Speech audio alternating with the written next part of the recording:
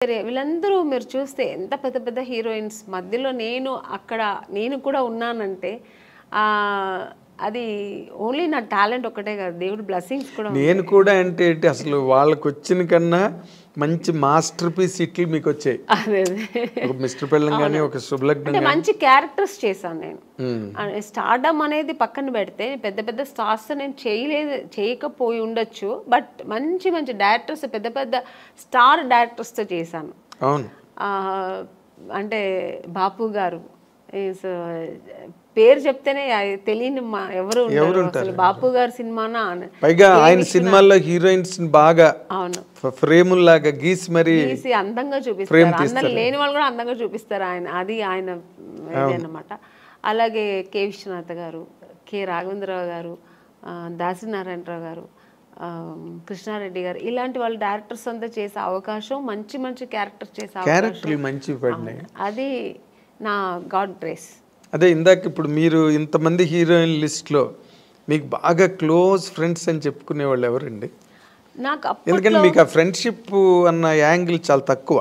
అవునండి, నేను ఎక్కువ ఫ్రెండ్స్ ఎక్కువ మెయింటైన్ కాదు, నేను ఎవరితో ఎక్కువ మాట్లాడను కాబట్టి మూవ్ అవ్వను. సో అందుకని నేను ఎక్కువ అలా మూవ్ అయ్యి మాట్లాడే ఒక హీరోయిన్ సౌందర్య గారు. ఎందుకంటే అది ఎలా కనెక్ట్ అయ్యానంటే, అమ్మాయి బెంగళూరు, నేను బెంగళూరు. సో ఇద్దరు బెంగళూరు బాలికలు. తర్వాత ఆ టైంలో మేము దగ్గర 3-4-5 పిక్చర్స్ కలిసి చేసాం మేము. సో చేసినప్పుడు అన్న చెల్లెలు, అమ్మ దొంగ, ఇలా చేసామన్నమాట. అది చేసినప్పుడు మేమిద్దరు ఆల్మోస్ట్ మా కాంబినేషన్ ఉండేది. ఇద్దరు పక్కన పక్కన కూర్చొని, ఆ అమ్మాయి కూడా ఒక కిడ్ లాగే, ఇంకా వేరే ఏం ఉండదు ఆలోచన. మా కన్నడ సినిమా సాంగ్స్ పాడుకుని, ఆ కన్నడ మాట్లాడడం అనేది అమ్మాయికి నా మీద ఎక్కువ ప్రేమ వచ్చేసింది, నాకు ఆ అమ్మాయి మీద ప్రేమ వచ్చింది. కన్నడ సాంగ్స్ మాట్లాడడం, ఇలా కనెక్ట్ అయ్యాం అనమాట. అయ్యి అలాగా తన పర్సనల్స్ నాకు చెప్పుకోవడం, నా పర్సనల్స్ అమ్మాయి చెప్పుకోవడం. ఆఫ్టర్ నేను మ్యారేజ్ చేసుకున్న తర్వాత వాళ్ళ అమ్మగారు ఫోన్ చేసి, ఎలా ఉన్నావు అమ్మని, ఇంత బిజీగా ఉన్నావు, ఎలా ఇంట్లో కూర్చున్నావు అనేవారు. ఆ అమ్మాయి కూడా నన్ను షూటింగ్ స్పాట్కి రమ్మని పిలిచేది. తన ఓన్ సినిమా తీశారు వాళ్ళ బ్యానర్లో. అవును, అప్పుడు ఇక్కడ బ్రదర్ అమరు, అవును, రామని నాకు బోర్ కొడుతుంది, ఒంటరిగా ఉన్నాను అని, ఎక్కడో మైసూర్ దగ్గర సోమనాథ్పూర్ అని షూటింగ్లో నేను వెళ్ళలేకపోయాను, వస్తానని చెప్పాను. సో అలా చాలా దగ్గర ఉండింది. ఆఫ్టర్ మ్యారేజ్ తర్వాత కూడా నేను ఫ్రెండ్షిప్ కంటిన్యూ అయిందంటే ఒక సౌందర్య. తన నాన్నగారు పోయినప్పుడు కూడా నాకు ఫోన్ చేసి ఓన్లీ ఏడ్ చేసి, నువ్వు ఇప్పుడు రా, నేను కలవాలి, నీతో మాట్లాడాలి నేను అంటే. టైం అప్పుడు 10 o'clock అయిపోయింది. నేను షూట్ చేసుకుని వచ్చాను హైదరాబాద్లోనే.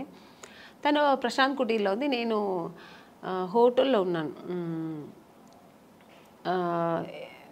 నేను కూడా ఏదో హోటల్లో ఉన్నాను. చెప్పేదాన్ని వెంటనే కారు వేసుకుని వచ్చాను అనమాట ప్రశాంత్ కుటీర్. వస్తే కూర్చొని, ఎందుకంటే అమ్మాయి సెంటిమెంట్గా ప్రశాంత్ కుటీర్ చాలా ఎంత పెద్ద హీరోయిన్ ప్రశాంత్ కుటీర్లో ఉండేది. మేమందరూ కూడా ఒక స్టేజ్ వచ్చిన తర్వాత హోటల్స్ మారాము. అమ్మాయికి అసలు మారలేదు, ఆ రూమ్ మారలేదు, ఆ ప్రశాంత్ కుటీర్ని వదలలేదు. అంతే వెజిటేరియన్ ఫుడ్. అవును, ప్రశాంత్ కుటీర్ బాగుంటుంది. అది ఒక హోమ్లీగా ఇల్లు అట్మాస్ఫియర్ ఉంటుంది. సో అక్కడ వెళ్తే అసలు నన్ను హగ్ చేసుకుని బోర్ ఏడ్చేసింది, చిన్నపిల్లలాగా ఏడ్చి. మా 4 పిల్లర్స్లో ఒక పిల్లర్ వెళ్ళిపోయారు నాన్నగారు, నేను అమ్మ ముగ్గురే ఉన్నాము. అమ్మని అని ఏడ్చి, అన్నాను ఏదున్నా ధైర్యంగా ఫేస్ చేయాలి, నువ్వు నేను తనకు ధైర్యం చెప్పింది, అమ్మాయిలాగే. కానీ ఆ టైంలో అలా ఒకరికొకరు అందరు చెప్పుకొని అంత క్లోజ్ ఉండేదన్నమాట అమ్మాయి. కానీ మరి అమ్మాయి పోయింది అలాగా, అప్పుడు అసలు నేను షూట్లో ఉన్నానండి. అప్పుడు కూడా ఆ టైంలో షూట్లో ఉన్నాను. నేను చెప్తే నేను నమ్మలేదు.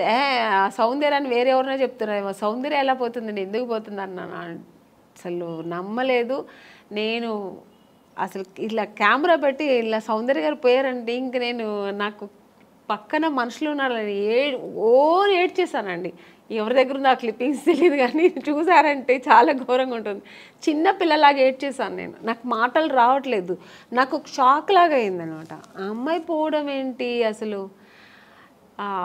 ఆ తర్వాత అసలు నేను దేవుడి దగ్గర నిజంగా ఇది ట్రూ అండి, నేనైతే దేవుడి దగ్గర ఒక్కటే వేడుకున్నా, నన్ను తీసుకెళ్ళొచ్చు కదా అమ్మాయిని ఉంచేసి అనిపించింది ఆ టైంలో. అలా ఏడ్చేసాను.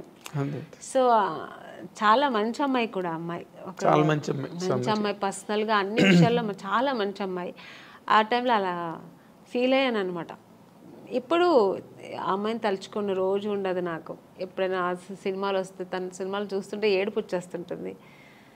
నేననే కాదండి, అందరికీ సౌందర్య అంటే చాలా ఇష్టం. ఎందుకంటే అమ్మాయి ఎప్పుడు ఎవరిని ఒక్క మాట కామెంట్ చేయడం కానీ లేకపోతే ఇంకోళ్ళని క్రిటిసైజ్ చేయడం కానీ ఉండదండి. ఆల్మోస్ట్ మీలాగే మీ ఇద్దరు కనుక త్రాసులు వేస్తే అలాగే మంచి మంచి క్యారెక్టర్స్ చేసింది, మంచి ఆర్టిస్ట్, ఒక అమూర్ లాంటి సినిమా చేసింది, మంచి మంచి సినిమాలు వేసింది అలా. కానీ అమ్మాయి ఒక మంచి లైఫ్ చూడలేకపోయింది కదా అనిపించింది. వాస్ షీ హ్యాపీ అండి బిఫోర్ మ్యారేజ్ ఆల్సో? హ్యాపీ అండి. అమ్మాయి చల్లిమ యాక్చువల్గా అమ్మాయికి అలా ఉండడం ఇష్టం. సినిమా ఇంట్రెస్ట్ తక్కువ అండి. తను నాన్నగారు చెప్పారని హీరోయిన్ అయింది, కానీ తర్వాత తనకి ఇంట్రెస్ట్ వచ్చి తర్వాత చేసింది, అది వేరు. తన ఇష్టం ఏంటంటే మామూలు మన ఒక లైఫ్ ఉంది కదా, మ్యారేజ్ చేసుకోవాలి, మనం మామూలు ఒక సామాన్య మనుషులాగా ఉండాలని, హౌస్ వైఫ్ లాగా మన అందరిలా ఉండాలని చాలా ఇష్టపడేది నాకు తెలుసు అమ్మాయి. అలాంటి ఒక లైఫ్ ఆ అమ్మాయి అనుభవించకుండా వెళ్ళిపోయింది. సినిమాలో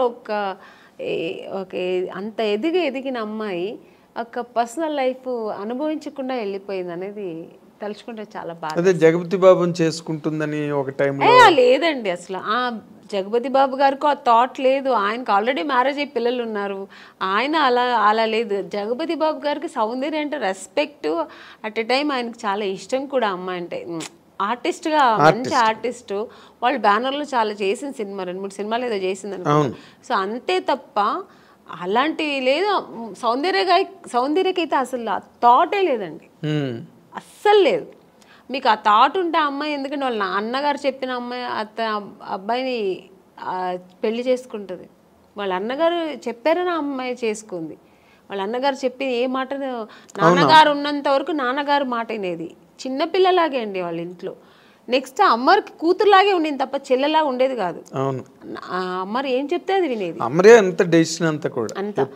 అలాంటి అన్నప్పుడు ఇంకా జగపతి బాబు గారి మీద అలాంటి అసలు అదంతా ఊరికి ఇండస్ట్రీ అంతా విపరీతంగా మాట్లాడుకున్నారు. లేదండి, చెవిలో పడిందో లేదో నాకు తెలియదు, తెలుసు నాకు కూడా, బట్ లేదు అలాంటి లేదు.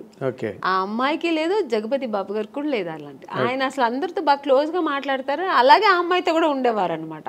కాకపోతే అంటే ఎక్కువ సినిమాలు కలిసి చేశారు, అందుకని అలా వచ్చింది అది. వాళ్ళిద్దరూ కొంచెం ఒక 4-5 సినిమాలు కలిసి చేశారు ఆ టైంలో.